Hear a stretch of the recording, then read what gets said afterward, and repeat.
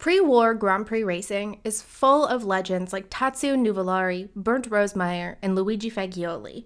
But one of their contemporaries lived a life so similar to a Greek tragedy that you'd be forgiven for thinking his life story came directly from a book of myths. That man is Achille Varzi. Varzi is perhaps best known as the rival to the formidable Tazio Nuvolari. He was a man who died tragically in a race just after the close of World War II, and yet despite his success, fans and pundits have wondered for years just how much more successful Varzi could have been had a morphine addiction not derailed his life just as he was about to cement his status as an Italian star. Today on Deadly Passions, Terrible Joys, we're delving into the complex story of the exceptional Achille Varzi. Motorsport isn't just about fast cars and daredevil drivers. It's a place where scandals burn hotter than exhaust pipes. This is a history podcast dedicated to delving into the darkest corners of the racing world to uncover secrets, deception, and intrigue. My name is Elizabeth Blackstock, and welcome to Deadly Passions, Terrible Joys. To start off our episode today, I want to take a moment to discuss drugs, addiction, and the roles they've played in society, including a few reasons this episode was such a challenge to research. The first evidence of opium poppy cultivation dates back to around 3400 BC in Lower Mesopotamia, by which point the intoxicating effects of the plant were well known. Sumerians called the poppy the joy plant, and cultivation existed for centuries before the Sumerians passed the art down to the Assyrians, who passed it down to the Babylonians, who passed it down to the Egyptians. Around 1300 BC, opium poppies were being cultivated in Thebes in the throes of a bustling trade route. The Phoenicians and Minoans started transporting this product into Greece, Carthage, and Europe. And around 200 years later, on Cyprus, locals were developing specialized surgical tools to effectively cultivate the plant. Hippocrates himself, the father of modern medicine, pointed out just how helpful opium could be for certain ailments. And all the while, the plant was spreading into Asia along growing trade routes. But by 1300 AD, there's an evolution in how opium and morphine were perceived. During the Holy Inquisition in Europe, anything associated with the East was considered evil, and opium was one such product. It's likely that opium cultivation, trade, and consumption still continued all around Europe, but growing sects of Christian religion began to treat indulgences in products like opium with serious disregard. But time still keeps flowing, and a few hundred years later, opium's profile changes again. In the 1500s and 1600s, growing advances in science saw opium gain more traction in the medical world in Europe. By 1803, European physicians believed they had perfected and tamed opium, basically that they had made it safe for more regular medical consumption, even as opium use both medically and recreationally was on the rise. Advances in medical technology meant morphine wasn't injectable by syringe until 1853, but soon after, researchers began synthesizing more drugs from the poppy plant. By the end of the 19th century, opium consumption was becoming such a problem that legislatures around the world were forced to implement laws restricting the sale and distribution of opium. Opium's primary product that we knew of at that time was morphine. Morphine became so addictive, however, that researchers began trying to synthesize other drugs that they would consider safer and easier to use.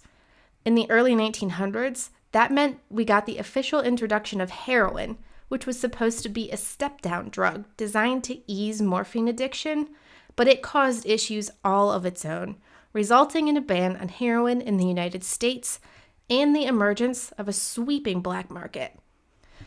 All of this brings us to the 1920s and 1930s, where in Europe, drugs like morphine were accessible, but where addiction and recreational use could be stigmatized, and where addiction was becoming a serious problem.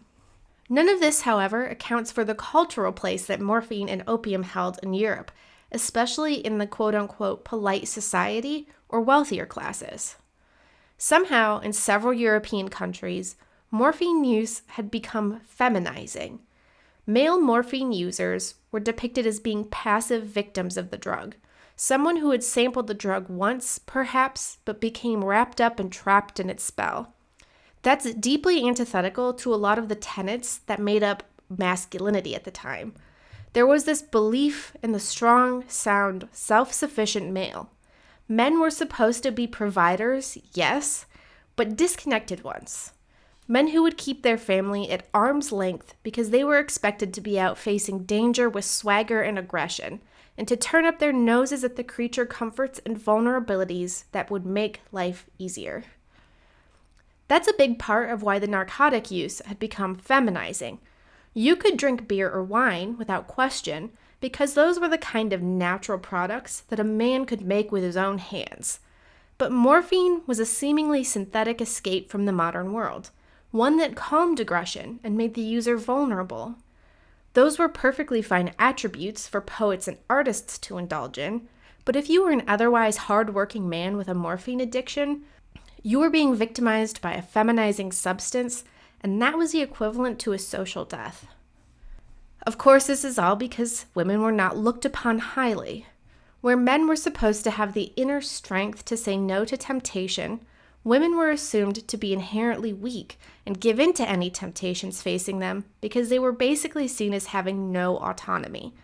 Women were civilized, but only because the men around them were keeping them civilized.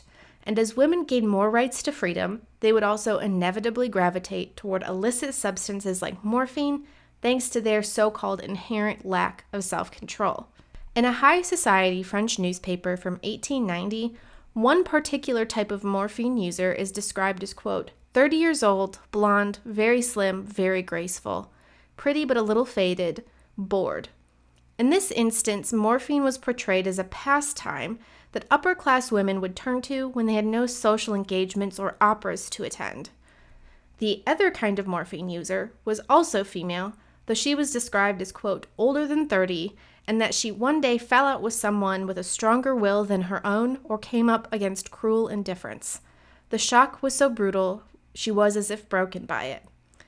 This type of morphine user, then, indulged in the drug as a way to escape from the terrible realities of life. Now, this is all obviously pseudoscientific in nature, but they were powerful social mindsets that would take years to shake. While women were expected to be addictive by nature, there was a serious social stigma associated with upper-class women partaking in morphine use, even though they likely had the easiest access to the drug. Meanwhile, men who used the drug were viewed as falling victim to a corrupt version of feminine manipulation.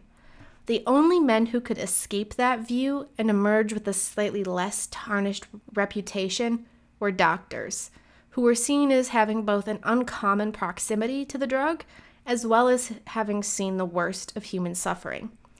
A doctor's addiction could be somewhat forgiven. Critical for our purposes in this episode is a consideration of drug use and abuse in Nazi Germany.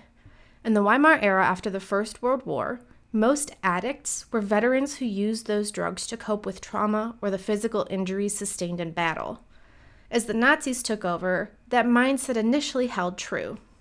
See, Nazi physicians believed that some addicts could be cured because they were inherently good men, perhaps ones who had admirably served their country. But there was also a growing belief that other folks had grown addicted because they were just inherently weak of spirit. Drug use was criminalized and actively policed among specific social, religious, or ethnic groups that the Nazis believed to be inherently impure. But if you were part of the military or of the upper class, the rules were different. Methamphetamines played a huge role in Nazi German military, and if you were an upper-class person with enough connections, there's a good chance plenty of folks would look away while you engaged in a taste of morphine every now and again. Italy, too, displayed a level of biological determinism associated with drug use and addiction, namely that the people who were most likely to become addicted to drugs probably came from a long line of criminals or other people who displayed deviant social behaviors. If you were of good social standing, then you were assumed to be of good moral standing, and that would mean you were more likely to be able to control your use of drugs or alcohol before it became a problem.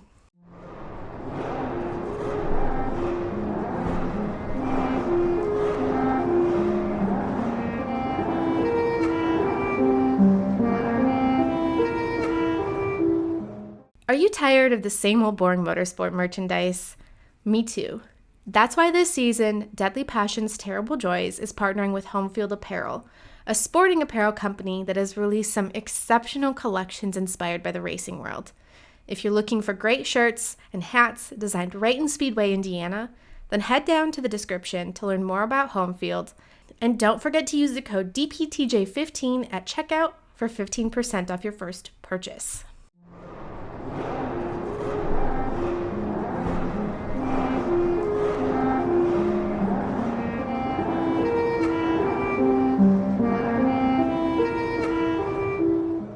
Born in Gagliardi, Piedmont, Italy, much of what we know about Achille Varzi has been defined by contrast, namely by comparing him to his arch-rival Tazio Nuvolari.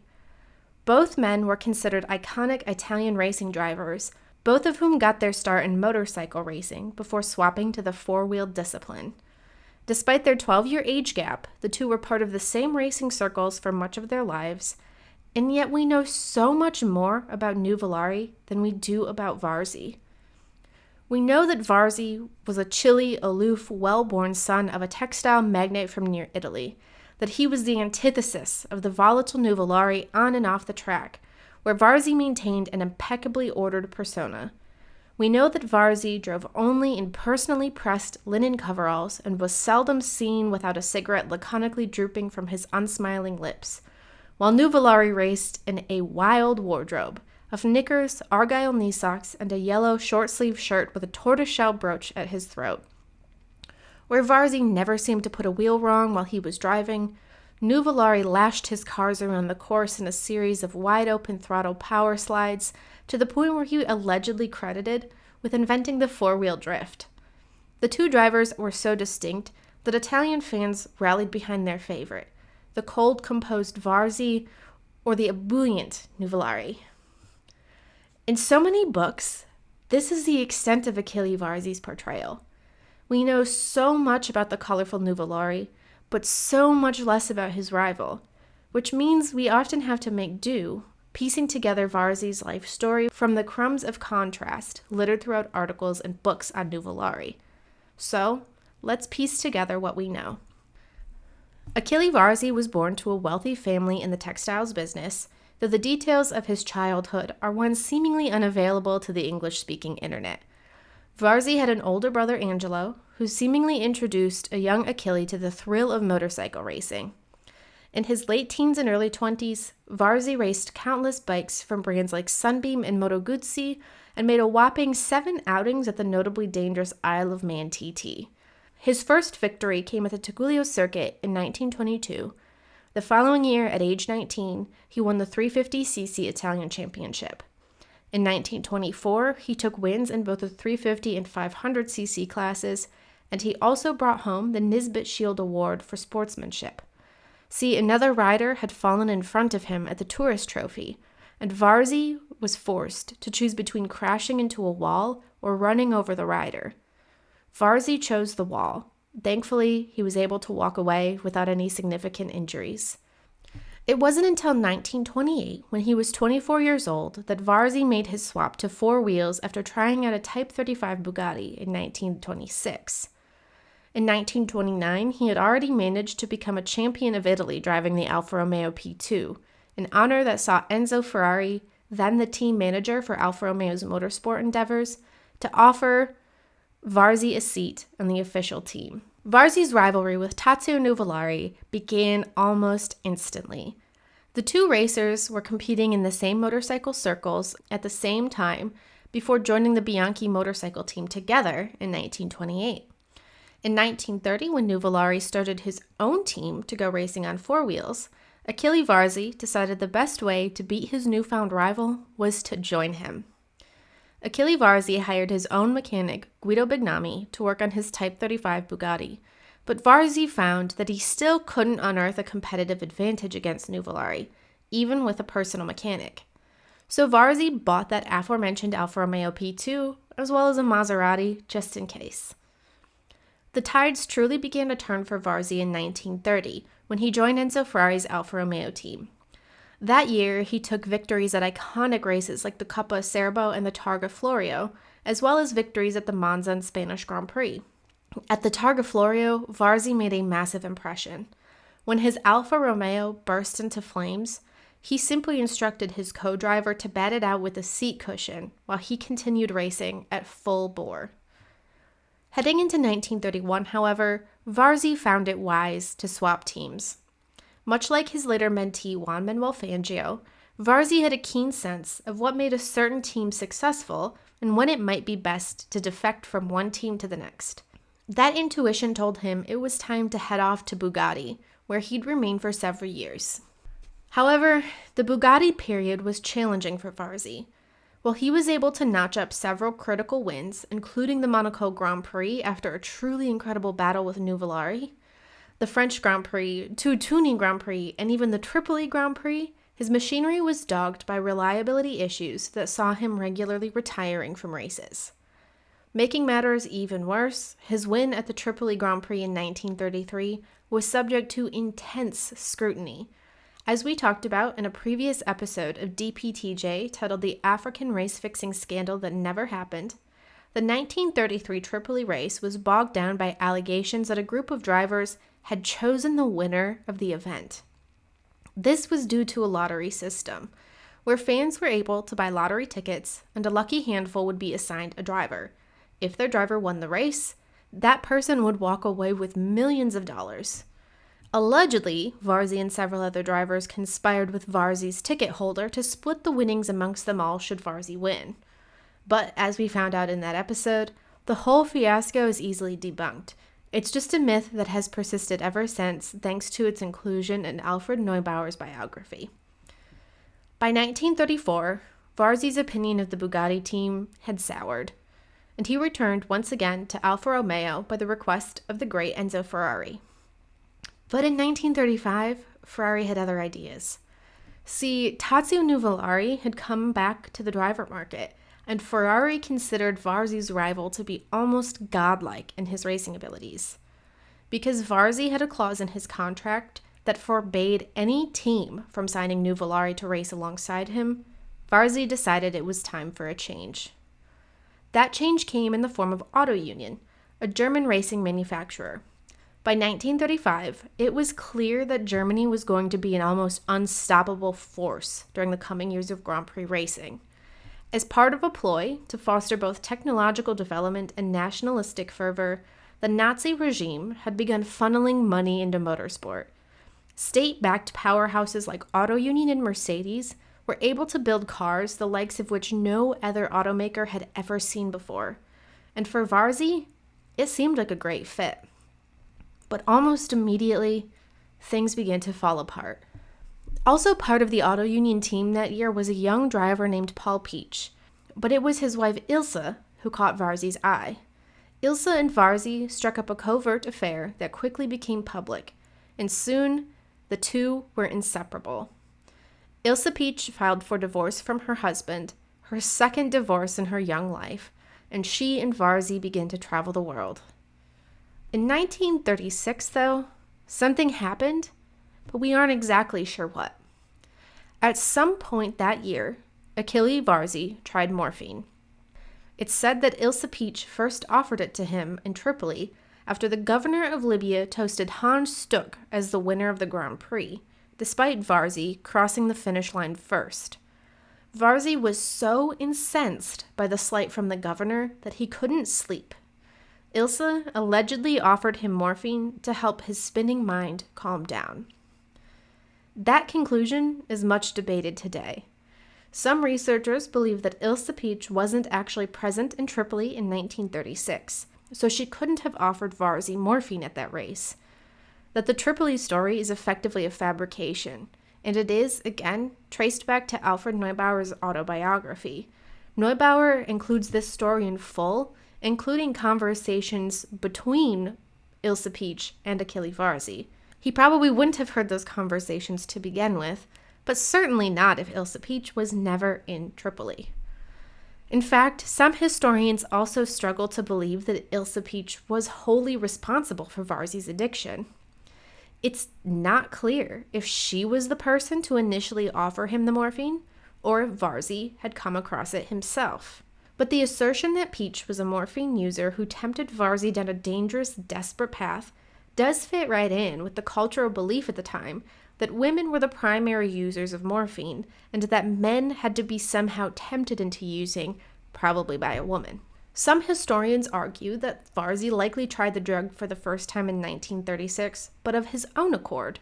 After all, morphine was a commonly prescribed painkiller at the time, and it is completely possible that a doctor had instructed him to use it to curtail something like a stomach ailment or to ease the pain of a previous racing injury. Even if Ilse Peach had it, perhaps she wasn't even addicted. Perhaps she had just acquired it by the same means, to cure some ailment. We do know, however, that very few people are willing to talk about Varzi and Peach's affair, but this combination of an affair mixed with morphine use seemingly resulted in a full-on icing out of Varzi from Italian social life. Later in 1936, Varzi sustained a massive crash at over 120 to 180 miles per hour, and author Chris Nixon claims that Varzi was so shook by the incident that he turned to morphine to calm his nerves. At that point, the die was allegedly cast. Varzi had fallen down the morphine rabbit hole. He became more difficult to work with, refusing to drive in Barcelona before being outclassed by teammate Bernd Rosemeyer at the Eifel-Rennen Grand Prix. He failed to turn up at the German Grand Prix at the Nürburgring, and then failed to show up for the Coppa Acerbo. Auto Union sent its team doctor off to find him, and Varzi was allegedly discovered in a villa near Rome, scruffy, rambling on aimlessly, and high. Auto Union chose not to renew Achille Varzi's contract for the following year. In 1937, the year after Varzi's first alleged use of morphine, he took home a 6th-place finish at the Italian Grand Prix, the only championship Grand Prix that he contested that year. He won the non-championship San Remo Grand Prix with Maserati, but his composure was slipping. A once stable Varzi slurred his speech, chattered senselessly, and lived on nothing but champagne, cigarettes, and morphine. His formerly clean driving style was shattered in light of his addiction. Perhaps his inability to control the car frightened him. The already elusive Varzi became ever harder to reach. If his presence at races in 1936 were erratic, they were worse in 1937. If he turned up at the track, he did so with strange, inexplicable wounds. In 1938, he showed up to one race, and that was it. No one quite knows exactly what happened at this point. Paul Peach, Ilse's former husband, suggested that Varzi had been committed to a sanatorium in order to recover from his addiction, but there's no proof to either say that that's true or not. As Varzi's disappearance dragged on, war arrived in Europe.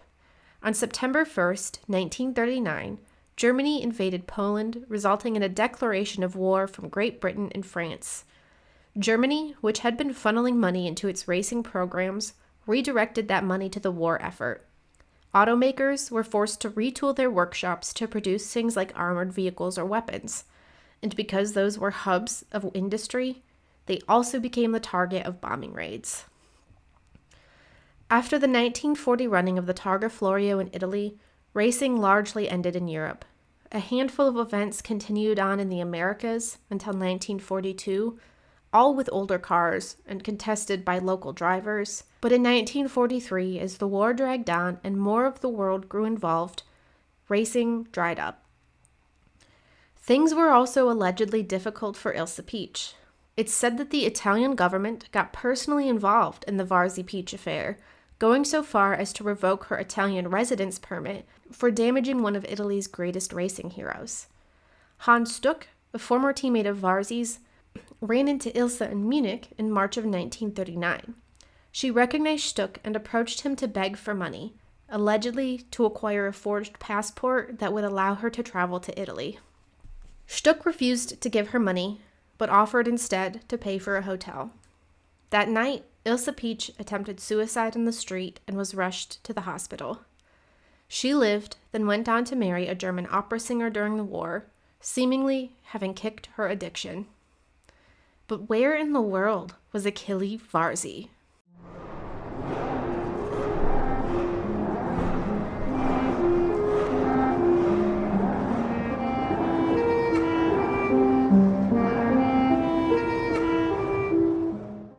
As with so much of Varzi's history, we know very little about what happened to him during the war. He married a woman named Norma Colombo, an old friend, in 1941, and it's believed he spent the war managing his family's textile business. At some point, he got clean.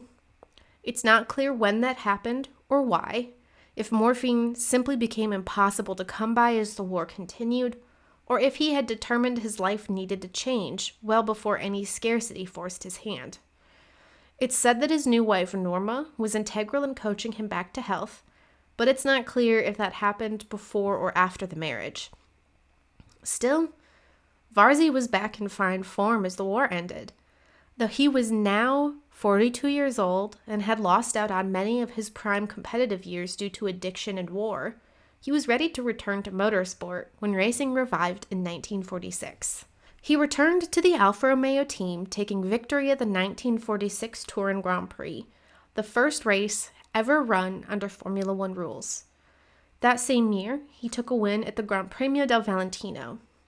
The next year, growing ever more comfortable, he took 3 second-place finishes at 3 consecutive Grand Prix in Switzerland, Belgium, and Italy.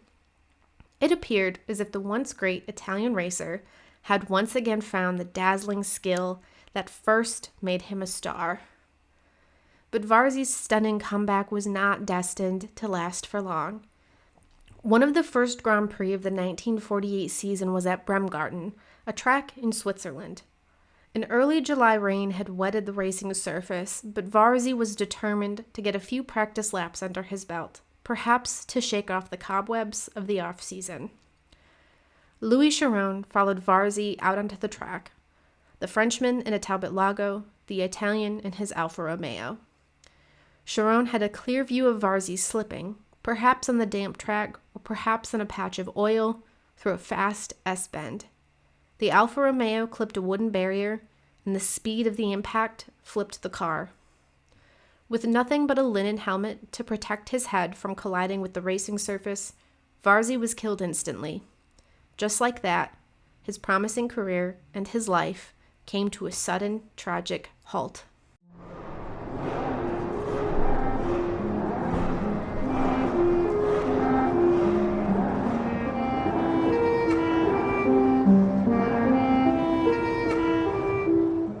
Louis Chiron was the one to witness Achille Varzi's accident, which meant it was up to him to carry the news back to Norma Colombo, Varzi's wife of just a few years. No, she told Alfa Romeo, she did not wish for the team to withdraw out of mourning.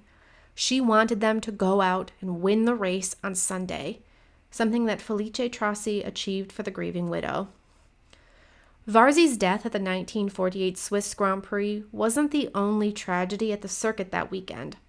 5 hours after Varzi's fatal crash, reigning 500cc European champion Omobono Tenni died when his motorcycle struck a wooden pole during practice for the Grand Prix support race. In the Grand Prix itself, Swiss privateer Christian Kautz was killed in an accident at just 34 years old. Maurice Trintignant, too, was pronounced dead after being ejected from his car during a support race, but thankfully in that case, the doctors had spoken far too soon. Though Trintignant remained in a coma for a week, he returned to racing the following year. In the wake of Achille Varzi's accident, the FIA finally mandated crash helmets, which up until that point had been optional for drivers competing in Grand Prix. It's not particularly clear if a more robust helmet would have done anything to save Varzi's life, but at the very least, it was one of the initial moves toward creating a less dangerous racing environment for Grand Prix competitors. But Varzi's legacy, as you can imagine, is a complex one. His sudden death meant he never really had a chance to reflect on his morphine addiction, or to share how he found the courage and strength to get clean. Further, his isolation from the greater Italian social sphere means few people would comment accurately on Varzi after his death, to share the stories that would enable us to flesh out a deeply taciturn and private human being. We can, however, see his impact reflected in the drivers he inspired, particularly Juan Manuel Fangio. Varzi and Fangio met each other in the late 1940s when Varzi had returned to racing after the war, but just as Fangio was truly developing the skill that would make him a later world champion. After a 1948 race in Buenos Aires, where Fangio finished fourth, the second-placed Achille Varzi sought out the young Argentine racer after the event. See, he knew that Fangio was new to racing Grand Prix cars, and Varzi wanted to offer him some tips. Keep an eye on the instrument panel, make sure the rev counter never drops below 3,500 RPM, change gears regularly to maintain optimum revs. When Fangio first traveled to Europe for a race in San Remo, he was shocked to find Achille Varzi join him at his dinner table. There, the normally austere and often grim-faced Varzi struck up a comfortable kinship with a man 7 years his junior, confiding in Fangio that he was thinking of retiring soon, and perhaps of opening a driving school down in Argentina. He even went so far as to invite Fangio to visit him at his villa near Milan, but not long after that dinner, Varzi was killed. In 1949, the Automotive Club of Argentina helped pay for Fangio and a team of mechanics to head to Europe to truly start attempting to establish himself in the Grand Prix racing scene. Fangio, deeply touched by Achille Varzi's kindness during the brief period they knew each other, named his team Equipe Achille Varzi. He was able to work alongside Guido Bignami, Varzi's longtime mechanic. Varzi's father, Menotti, maintained the friendship with Fangio that his son had struck up. Menotti Varzi offered Fangio and the team use of his villa near Milan, where they could live and work on their cars. It was a home away from home. Fangio never forgot the impact Achille Varzi left on his life. When it came time for him to reflect on his inspirations and his mentors, Fangio said, "Varzi was to me a god. He is probably the driver I've most admired in my life, a man who cared only for his art." It is a warm and deeply fitting tribute to a racer who lost, then found, his calling in life.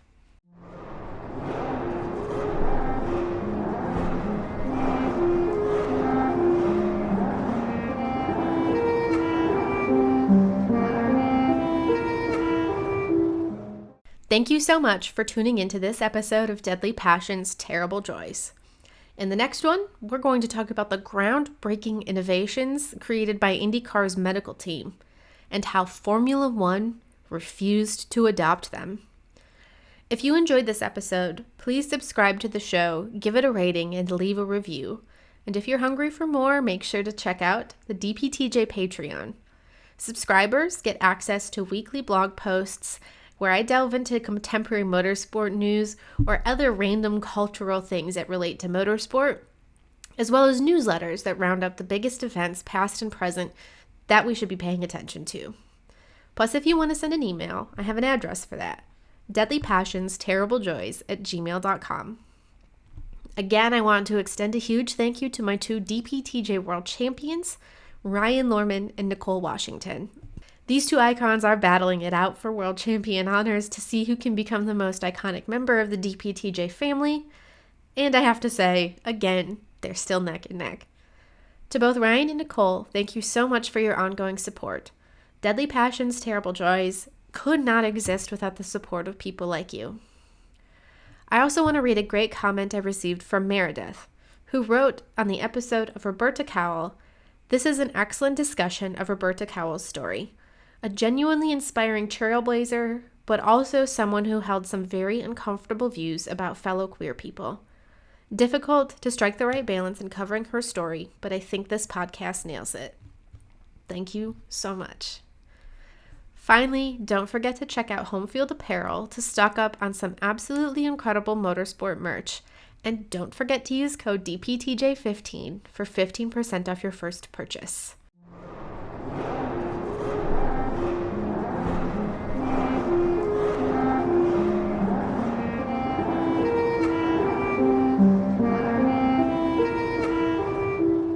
Finally, we're ending with La Source, the segment named after the iconic turn at Spa-Francorchamps, but that serves as my bibliography for each episode. It's important to me to be able to cite regularly and accurately, so I'm giving a shout out to some of the most influential sources at the end of each show. You can find the full list of sources in the episode description, and I'm probably going to have to send you down there right away because research for this episode was sporadic. As I mentioned earlier in the show, so much of the information I gleaned about Achille Varzi came from tons of different sources, primarily ones that compared him to Tazio Nuvolari.